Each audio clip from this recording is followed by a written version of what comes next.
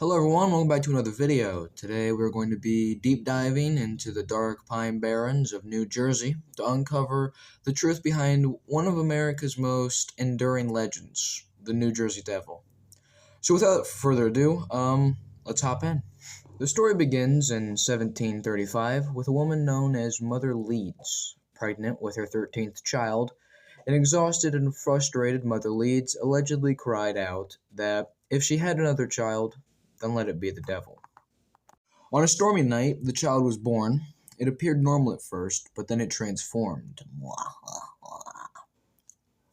It grew a horse-like head, long bat-like wings, cloven hooves, and a forked tail.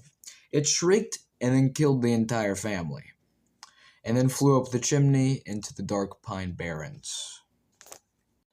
Long before the mass panic of the 20th century, respectable figures reported coming face to face with the beast.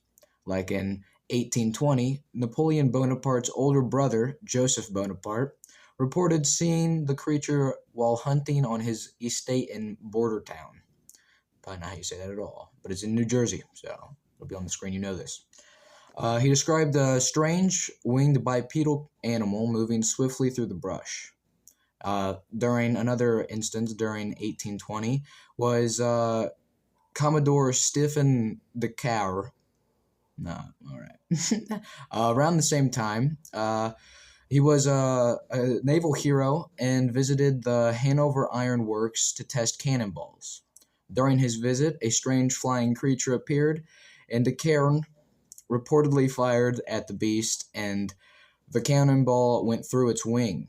The creature merely shrieked and glided away into the woods, completely unharmed. For a century, the legend remained regional folklore, and then came the terrifying week of January 16th to January 23rd, 1909. Over a single week, more than 1,000 people across New Jersey and Pennsylvania reported seeing the monster. Post offices, police stations, and even train conductors were flooded with calls. I don't know why they told the train conductors. I guess just back then they wanted everyone to know. I mean, you can't be driving in the goods, on the train, and you just see... That'd be scary. Okay, moving on. Bizarre cloven hoof prints were found atop of rooftops, frozen creeks, and deep inside locked chicken coops with the fences completely untouched. Schools closed, factories shut down for their night shifts, and vigilante groups formed armed posses. Footprints were found outside the home of prominent citizens in Woodbury, Coislingwood, and Haddingtonfield.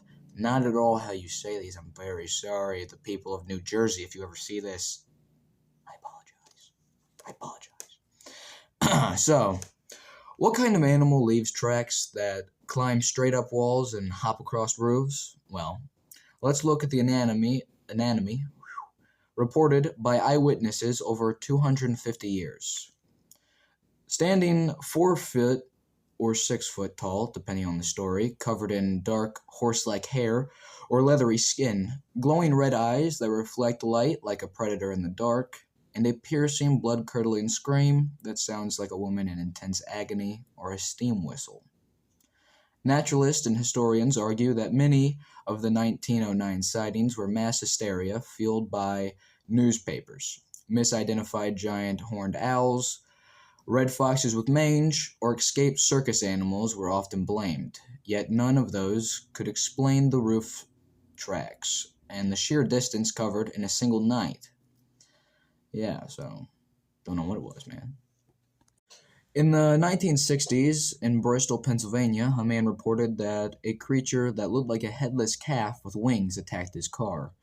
In the 1980s and the 1990s, truck drivers crossing Route 542 late at night reported massive shadows swooping over their vehicles. The Pine Barrens cover over 1 million acres of dense remote wilderness, plenty of space for an unknown apex predator or urban legend to hide out of sight. Whether it's a genetic mutation, a ghost from colonial history, or a masterpiece of folklore, the Jersey Devil remains the beating heart of New Jersey's dark history. Thank you for watching. I hope you all enjoyed this video. And remember, guys, if you hear a scream out in the woods tonight, I'd probably run, man. Like, what are you doing?